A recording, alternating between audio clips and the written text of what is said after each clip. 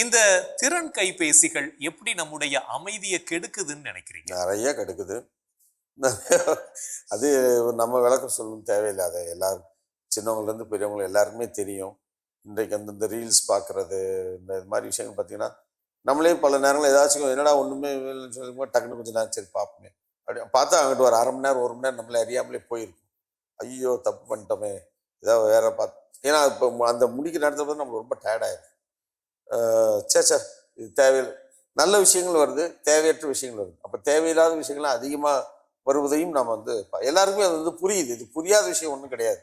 அப்போ ஒவ்வொருத்தருக்கும் ஒரு சுய கட்டுப்பாடை நாம் வளர்த்து கொண்டு இந்த அலைபேசியை, இந்த மொபைலை இதுக்கு தான் நான் பயன்படுத்துவேன் என்ற ஒரு தீர்மானத்தோடு நான் செயல்பட்டேன்னா சத்தியமா என்னால் வந்து பார்த்தீங்கன்னா செயல்பட முடியும், செயல்படுத்த முடியும்.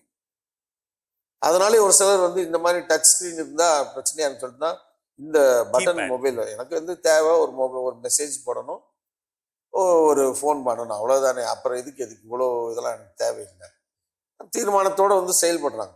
நல்லா தான் இருக்கிறாங்க, எந்த பிரச்சனையும் இல்லை. அவங்களும் கம்யூனிகேட் பண்ணுறாங்க. தேவையில்லாத கம்யூனிகேஷன்ஸ் அவங்க வந்து கட் பண்ணி விட்டுறாங்க. அப்போ இப்படிப்பட்ட ஒரு வாழ்க்கை உண்மையிலேயே ஒரு நல்ல வாழ்க்கையாகத்தான் நம்ம அது நான் தான் வந்து